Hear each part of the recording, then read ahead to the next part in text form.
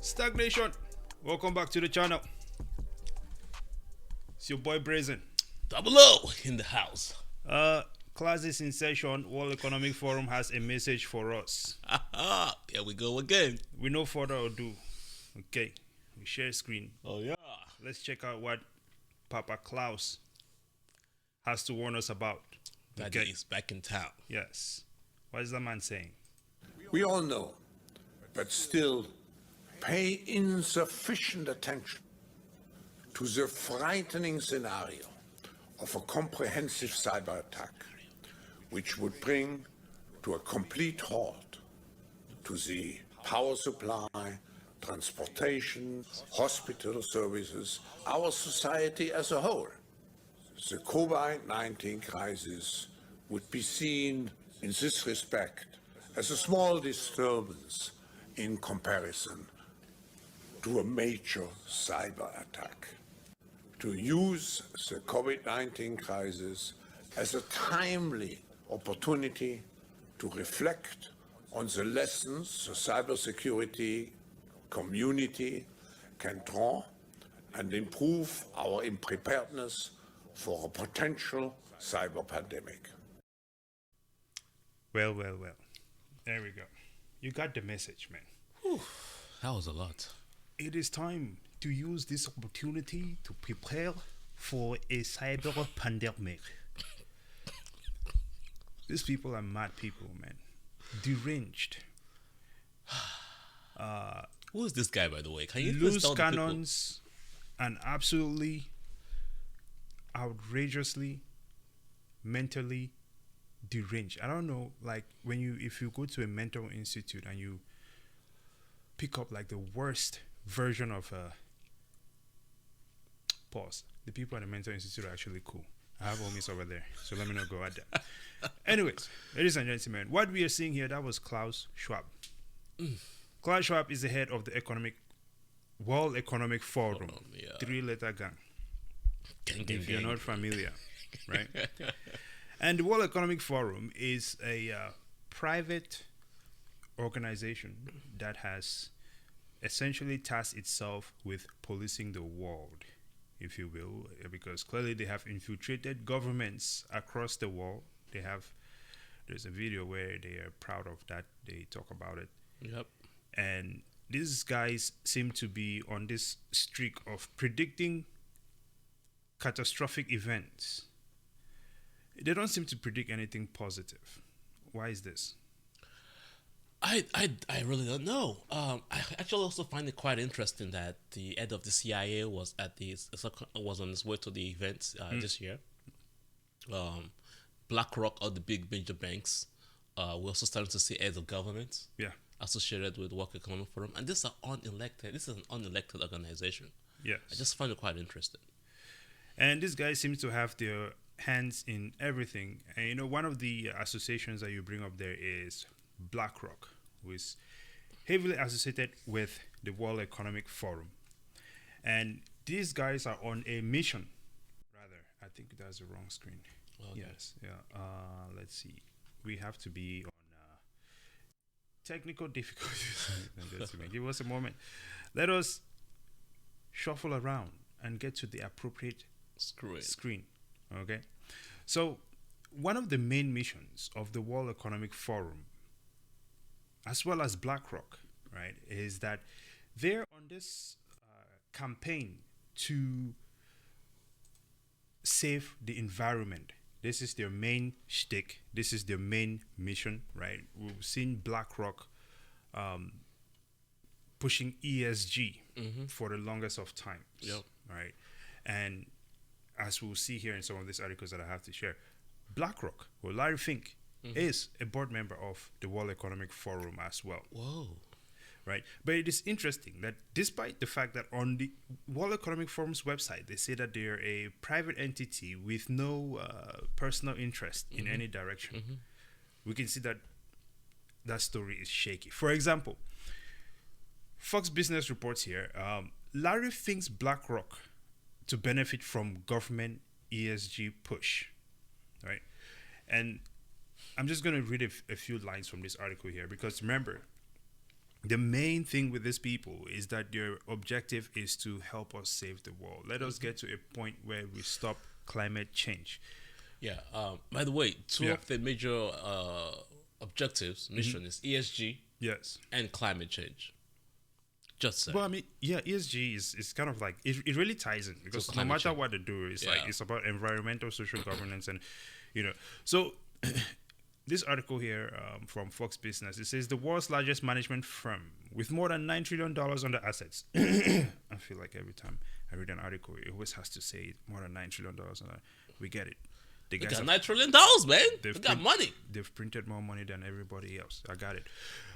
They stand to profit, or they're robbing all of us rather. They stand to profit from a government adoption of the new environmental and social governance standards, Fox Business has learned. Now, BlackRock has been forging a new path into so-called economic social governance, or ESG, investing.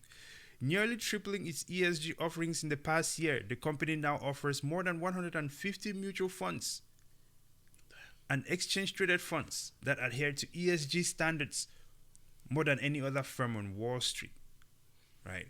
And more than 400 billion in ESG client money, 400 billion. Talk Yes. about the setup. right? And then, but this is where it gets even more interesting, right? Because this is where the robbery comes in when we say robbery. ESG, for those who are not familiar, is a measure of a company's adherence to social and environmental factors. So be woke and be, try to Climate save change, the world. save the Exactly. world. If you ain't right? that, forget it. Exactly. You're not surviving this new. So you have to be socially conscious investors, such as BlackRock. They literally put themselves as the standard. What a bunch of... Such as BlackRock, it says, use the ESG criteria to screen potential investments. What is interesting about this ESG thing as well is that Tesla is not even on the list. They do not consider Tesla high on the list of ESG. Elon Musk did a video about how they threatened him and how he has to confirm and he refused to confirm. Yeah, is it a coincidence? No, it's not. Okay. A newly proposed rule by the Labor Department, now the Labor Department is in here, that could force U.S. companies to offer ESG funds to their employees' 401k plans has promising implications for BlackRock. If the rule were to pass, workers and businesses would become heavily involved in ESG investing, and BlackRock, as the industry leader for ESG ETFs, would profit. So they're going to stiff arm the Labor Department to stiff arm American companies into making sure that your money from your 401k... And Steve, you and I. Exactly. And stiff arm all of us. All of right? us. You were buying Into- this, baby. Right, into putting our money into this 401k Our that value. is ESG friendly, and that money automatically goes to BlackRock, so they can take that and screw us over with it. Now you see where that $9 trillion come from. Exactly. But here's the interesting thing, because there's a flip to this. These people claim that they're trying to save the environment, and we'll get back to Klaus Schwab here in a little bit. Heal because the world. I think there's a whole setup to this thing. They claim that they're trying to save the environment, right? But at the same time, Yeah. for one, we know that when they go to Davos, all of them fly in a private jet. They if just you're- did. If you're concerned about climate change, you would probably change your behaviors first, like not consuming more gas to get yourself to a location. One than, person in one private jet plane. Yes, than 10 people can at once. Furthermore, we see that BlackRock is heavily invested in China.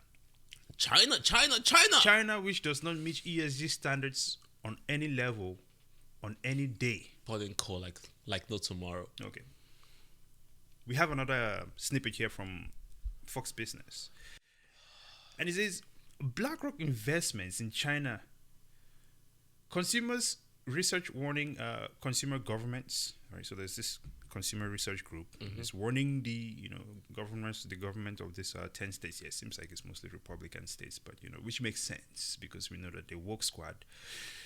Anyway, while a good relationship with China may be lucrative for the company, consumers research says BlackRock has turned a blind eye to the CCP's malign behavior. Of course. And worse, sending American pensions to China to support it. Right? So it says, despite China's status as a significant threat to American security, BlackRock has poured large capital investment into companies closely linked with the Chinese military. Closely linked with the Chinese military? Yes, closely linked with it. Is There this... is actually two of them are surveillance companies. Say what? Yes, and this is what is even crazy about it, man.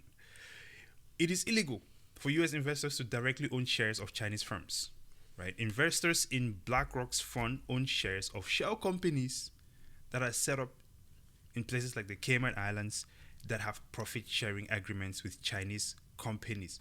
But BlackRock owns a lot of U.S. military stocks as well. So in a way, we're tied to China. Well, yeah, they might own Chinese, they might own U.S. military stocks, okay? But at the same time, if you're owning U.S. military stocks and you're owning Chinese military stocks, okay?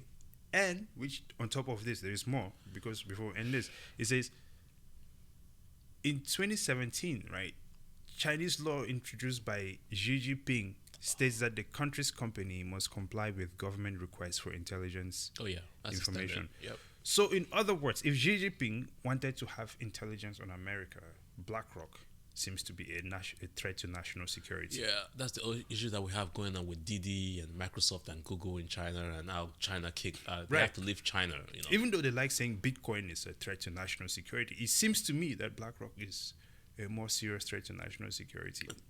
You see BlackRock buying Bitcoin too now? We're all confused. But no, wait a second. Is this old China-Taiwan situation the fault in this case? Because that's a good question to ask ourselves. Because why would we go to war with somebody that we've invested trillions of dollars with? Well, that is something that I don't know. It's really complicated. There's a lot of things to be Unfolding. Yes, and I think that in some ways, maybe these people think that they can wreck everyone, because here's something that we should not confuse. It's about control. Right? It is about total control. It's about making the rest of society work and line their pockets. Yeah. Right. Yeah. Because modern day slaves, literally. Yeah, because I don't see the value that these people provide. Right. If you're talking about managing a fund or whatever, man, there are many people who can do it without being radical and insane. As a matter of fact, they're killing a lot of small businesses. Exactly. Because of their investments. Exactly. Absolutely. Right. And so what happens then? You own nothing, literally. It seems that these people are in this business of creating a crisis and then providing draconian solutions. Yeah, for sure. Right. For sure. These same guys predicted the pandemic. They did. Then COVID came by. Yep. And now that COVID came by, it seems that they use this now, because it's, remember the statement, you create a problem, and then you come through as the savior. Yeah, as the savior for that problem. You got to remember, fear is the most effective tool to control people, right? And I will show you an example right here, where the situation has happened, and now here they come, right? Offering a solution to the problem. Like, hey, it's so obvious, right? So check this out. First, I think it's very important to know that the COVID-19 pandemics just has accelerated certain trends which we had seen before and which actually were discussed in Davos this year, like the lack of inclusion, the lack of paying sufficient attention to the environment. So what we will see now is acceleration of those trends, and of course, a unique opportunity to reset our global agenda, to do something about all those negative developments. I include also the lack of international cooperation. Because if we don't address those issues, we will end up in a much worse world than we are today. So let's use this window of opportunity and let's recreate a global framework which really is in line with the requirements of a society in the 21st century. who gets to decide the requirements of a society in the 21st century? And who gave them the authority to be the one to do that? And why does it have to be a centralized, controlled agency, organization, controlled by the super, super rich, super privileged, super access, super wealthy? Come on, man. Come on. Yeah, I would ask the same question. What are the requirements of a 21st century society? Because he has not lived in one, you know. So how is he able to predict this thing? And he seems to be living in the future quite a lot. He says these things with so much certainty that we're going to be in a worse, I guess, worse state if we do not take action. However, there's something important I'd like to also point out in that situation there. Yeah. Notice that the subject matter or the situation at hand is the pandemic. Mm-hmm. But he's not offering solutions to the pandemic.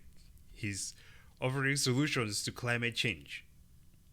So they're taking this opportunity of this catastrophic situation that has happened, which they also somehow interestingly predicted. Okay, just like they're predicting these cyber attacks, It's coming. Right. They say it's coming. It's going to come. to offer this window of opportunity to do something about this climate change thing, because this has slowed down the goals that they wish to reach. Right, these goals cannot be reached. It is just a means to put constraints on people and control people. Fear Something just is clicked. Something the just way clicked. to drive. Go ahead. What is it? Something just clicked.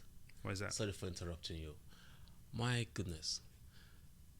They said that COVID was going to happen. Yeah.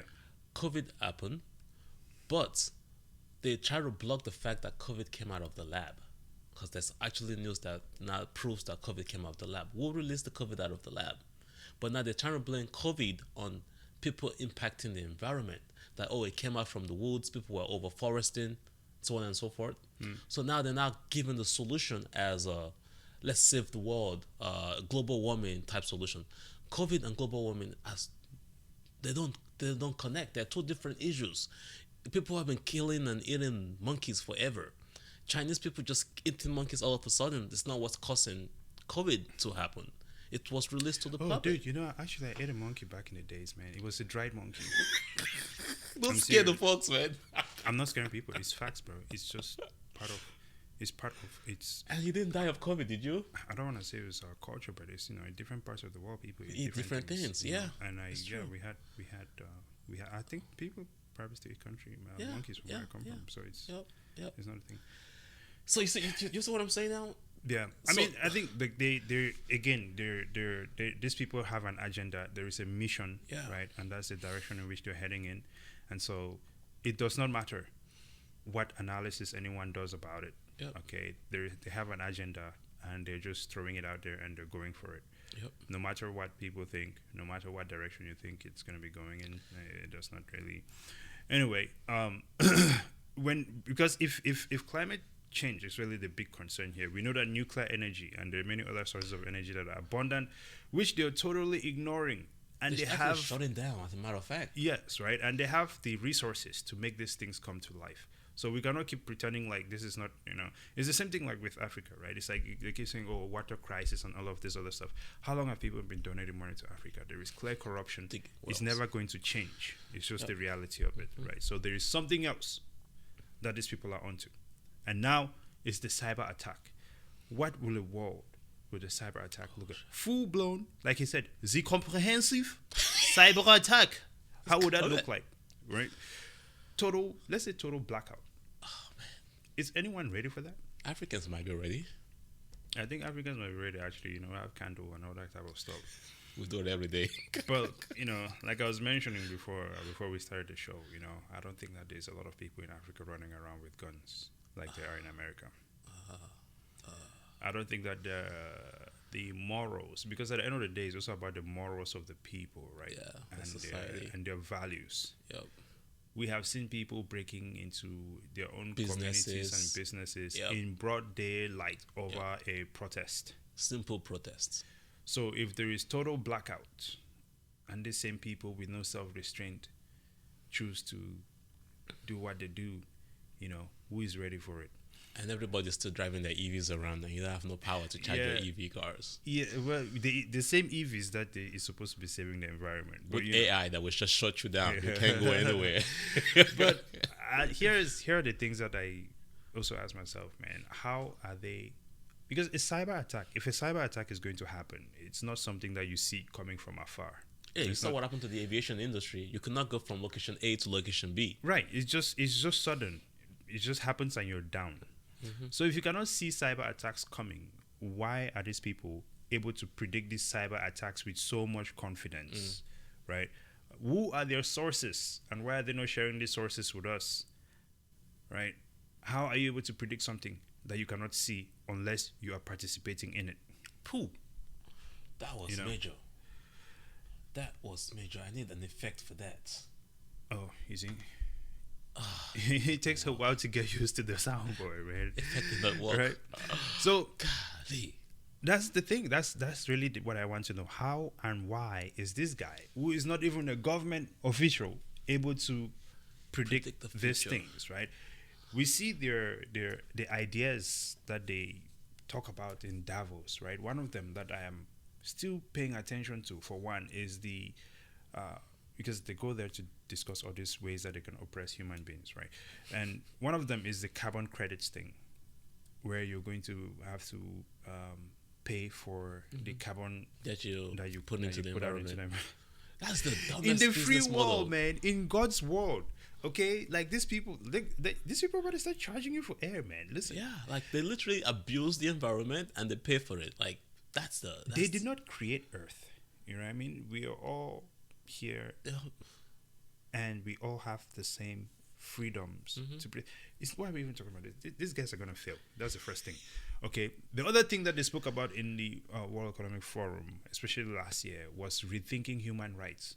So essentially, just getting to a point where they come to you and they go, I know that you think it's your right to be able to go outside and walk on the street, but really, nah, we should rethink that. We know you think it's your right to be able to get on the internet, but no. Guess what happened during COVID? They took a lot of your rights away.